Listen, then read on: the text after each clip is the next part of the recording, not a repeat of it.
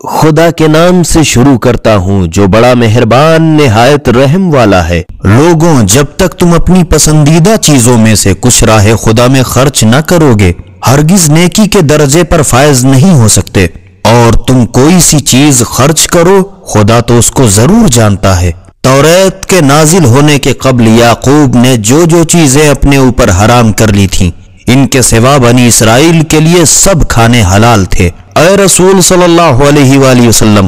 ان یہود سے کہو کہ اگر تم اپنے دعوے میں سچے ہو تو توریت لے آؤ اور اس کو ہمارے سامنے پڑھو، پھر اس کے بعد بھی جو کوئی خدا پر جھوٹ موٹ طوفان جوڑے تو سمجھ لو کہ یہی لوگ ظالم ہٹ دھرم ہیں۔ اے رسول صلی اللہ علیہ وآلہ وسلم، کہہ دو کہ خدا نے سچ فرمایا، تو اب تم ملت ابراہیم اسلام کی پیروی کرو جو باطل سے کترا کے چلتے تھے اور مشرکین سے نہ تھے۔ لوگوں کی عبادت کے واسطے جو گھر سب سے پہلے بنایا گیا وہ تو یقیناً یہی کعبہ ہے جو مکے میں ہے، بڑی خیر و برکت والا ہے اور سارے جہان کے لوگوں کا رہنما۔ اس میں حرمت کی بہت سی واضح و روشن نشانیاں ہیں، من جملہ اس کے مقام ابراہیم ہے جہاں آپ کے قدموں کا پتھر پر نشان ہے، اور جو اس گھر میں داخل ہوا امن میں آ گیا۔ اور لوگوں پر واجب ہے کہ محض خدا کے لیے خانہ کعبہ کا حج کریں، جنہیں وہاں تک پہنچنے کی استطاعت قدرت ہو، اور جس نے باوجود قدرت حج سے انکار کیا تو یاد رکھیے کہ خدا سارے جہان سے بے پرواہ ہے۔ اے رسول صلی اللہ علیہ وآلہ وسلم، تم کہہ دو کہ اے اہل کتاب، تم خدا کی آیتوں سے کیوں منکر ہوتے جاتے ہو، حالانکہ جو کام کاج تم کرتے ہو خدا کو اس کی پوری اطلاع ہے۔ اے رسول صلی اللہ علیہ وآلہ وسلم، ان سے کہہ دو کہ اے اہل کتاب، دیدو دانستہ خدا کی سیدھی راہ میں ناحق کی کجی ڈھونڈ ڈھونڈ کے ایمان لانے والوں کو اس سے کیوں روکتے ہو، اور جو کچھ تم کرتے ہو خدا اس سے بے خبر نہیں ہے۔ اے ایمان والوں، اگر تم نے اہل کتاب کے کسی فرقے کا بھی کہنا مانا تو یاد رکھو کہ وہ تم کو ایمان لانے کے بعد بھی پھر دوبارہ کافر بنا چھوڑیں گے، اور بھلا تم کیوں کر کافر بن جاؤ گے، حالانکہ تمہارے سامنے خدا کی آیتیں برابر پڑھی جاتی ہیں اور اس کے رسول محمد صلی اللہ علیہ وآلہ وسلم بھی تم میں موجود ہیں، اور جو شخص خدا سے وابستہ ہو وہ تو ضرور سیدھی راہ پر لگا دیا گیا۔ اے ایمان والو، خدا سے ڈرو جتنا اس سے ڈرنے کا حق ہے، اور تم دین اسلام کے سوا کسی اور دین پر ہرگز نہ مرنا، اور تم سب کے سب مل کر خدا کی رسی مضبوطی سے تھامے رہو اور آپس میں پھوٹ نہ ڈالو، اور اپنے حال زار پر خدا کے احسان کو تو یاد کرو۔ جب تم آپس میں ایک دوسرے کے دشمن تھے تو خدا نے تمہارے دلوں میں ایک دوسرے کی الفت پیدا کر دی، تو تم اس کے فضل سے آپس میں بھائی بھائی ہو گئے، اور تم گویا سلگتی ہوئی آگ کی بھٹی دوزخ کے لب پر کھڑے تھے اور گرنا ہی چاہتے تھے کہ خدا نے تم کو اس سے بچا لیا۔ تو خدا اپنے احکام یوں واضح کر کے بیان کرتا ہے تاکہ تم راہ راست پر آ جاؤ، اور تم میں سے ایک گروہ ایسے لوگوں کا بھی تو ہونا چاہیے جو لوگوں کو نیکی کی طرف بلائیں اور اچھے کام کا حکم دیں اور برے کاموں سے روکیں، اور ایسے ہی لوگ آخرت میں اپنی دلی مرادیں پائیں گے۔ اور تم کہیں ان لوگوں کے ایسے نہ ہو جانا جو آپس میں پھوٹ ڈال کے بیٹھ رہے اور روشن دلیلیں آنے کے بعد بھی ایک منہ ایک زبان، اور ایسے ہی لوگوں کے واسطے بڑا بھاری عذاب ہے۔ اس دن سے ڈرو جس دن کچھ لوگوں کے چہرے تو سفید نورانی ہوں گے اور کچھ لوگوں کے چہرے سیاہ، بس جن لوگوں کے منہ میں کالک ہوگی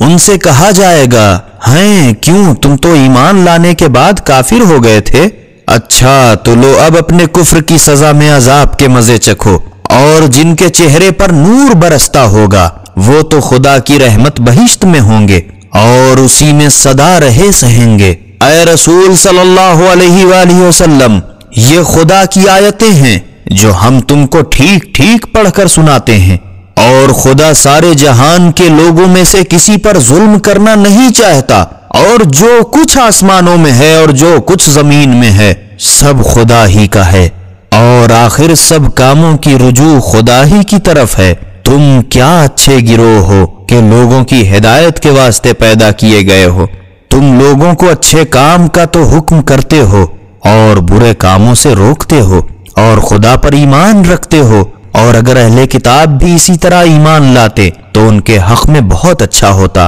اور ان میں سے کچھ ہی تو ایماندار ہیں اور اکثر بدکار۔ مسلمانوں، یہ لوگ معمولی اذیت کے سوا تمہیں ہرگز ضرر نہیں پہنچا سکتے، اور اگر تم سے لڑیں گے تو انہیں تمہاری طرف پیٹھ ہی کرنی پڑے گی، اور پھر ان کی کہیں سے مدد بھی نہیں پہنچے گی، اور جہاں کہیں ہتھے چڑھے ان پر رسوائی کی مار پڑی، مگر خدا کے عہد یا لوگوں کے عہد کے ذریعے سے ان کو کہیں پناہ مل گئی، اور پھر ہیر پھیر کر کے خدا کے غضب میں پڑ گئے اور ان پر محتاجی کی مار الگ پڑی۔ یہ کیوں؟ اس سبب سے کہ وہ خدا کی آیتوں سے انکار کرتے تھے اور پیغمبروں کو ناحق قتل کرتے تھے۔ یہ سزا اس کی ہے کہ انہوں نے نافرمانی کی اور حد سے گزر گئے تھے، اور یہ لوگ بھی سب کے سب یکساں نہیں ہیں، بلکہ اہل کتاب سے کچھ لوگ تو ایسے ہیں کہ خدا کے دین پر اس طرح ثابت ہیں کہ راتوں کو خدا کی آیتیں پڑھا کرتے ہیں اور وہ برابر سجدے کیا کرتے ہیں،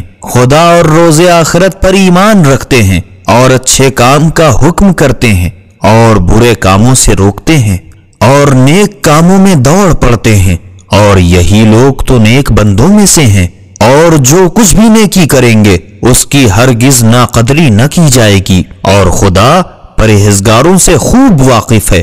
بے شک جن لوگوں نے کفر اختیار کیا، خدا کے عذاب سے بچانے میں ہرگز نہ ان کے مال ہی کچھ کام آئیں گے نہ ان کی اولاد، اور یہی لوگ جہنمی ہیں اور ہمیشہ اسی میں رہیں گے۔ دنیا کی چند روزہ زندگی میں یہ لوگ جو کچھ خلاف شرع خرچ کرتے ہیں اس کی مثال انڈھر کے مثل ہے جس میں بہت کوہرا پالا ہو، اور وہ ان لوگوں کے کھیت پر جا پڑے جنہوں نے کفر کی وجہ سے اپنی جانوں پر ستم ڈھایا ہو، اور پھر کوہرا پالا اسے مار کے ناس کر دے، اور خدا نے ان پر کچھ ظلم نہیں کیا بلکہ انہوں نے آپ اپنے اوپر ظلم کیا۔ اے ایمانداروں، اپنے مومنین کے سوا غیروں کو اپنا رازدار نہ بناؤ، کیونکہ یہ غیر لوگ تمہاری بربادی میں کچھ کسر اٹھا نہیں رکھیں گے،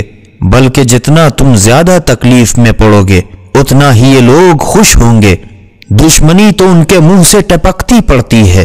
اور جو بغض و حسد ان کے دلوں میں بھرا ہے وہ کہیں اس سے بڑھ کر ہے۔ ہم نے تم سے اپنے احکام صاف صاف بیان کر دیے ہیں، اگر تم سمجھ رکھتے ہو۔ اے لوگوں، تم ایسے سیدھے ہو کہ تم تو ان سے الفت رکھتے ہو اور وہ تمہیں ذرا بھی نہیں چاہتے، اور تم تو پوری کتاب خدا پر ایمان رکھتے ہو، اور وہ ایسے نہیں ہیں، مگر جب تم سے ملتے ہیں تو کہنے لگتے ہیں کہ ہم بھی ایمان لائے، اور جب اکیلے ہوتے ہیں تو تم پہ غصے کے مارے انگلیاں کاٹتے ہیں۔ اے رسول صلی اللہ علیہ وآلہ وسلم، تم کہو کہ کاٹنا کیا، تم اپنے غصے میں جل مرو، جو باتیں تمہارے دلوں میں ہیں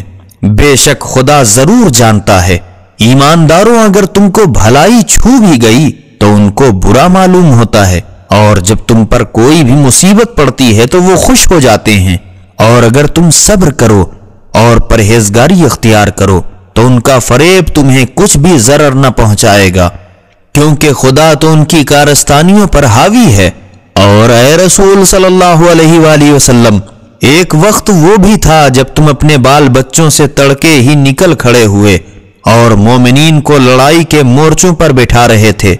اور خدا سب کچھ جانتا ہے۔ یہ اس وقت کا واقعہ ہے جب تم سے دو گروہوں نے ٹھان لیا تھا کہ پسپائی کریں، اور پھر سنبھل گئے، کیونکہ خدا تو ان کا سرپرست تھا، اور مومنین کو خدا ہی پر بھروسہ رکھنا چاہیے۔ یقیناً خدا نے جنگ بدر میں تمہاری مدد کی، باوجود کہ تم دشمن کے مقابلے میں بالکل بے حقیقت تھے، پھر بھی خدا نے فتح دی۔ بس تم خدا سے ڈرتے رہو تاکہ اس کے شکر گزار بنو۔ اے رسول صلی اللہ علیہ وآلہ وسلم، اس وقت تم مومنین سے کہہ رہے تھے کہ کیا تمہارے لیے کافی نہیں ہے کہ تمہارا پروردگار 3000 فرشتے آسمان سے بھیج کر تمہاری مدد کرے؟ ہاں، ضرور کافی ہے،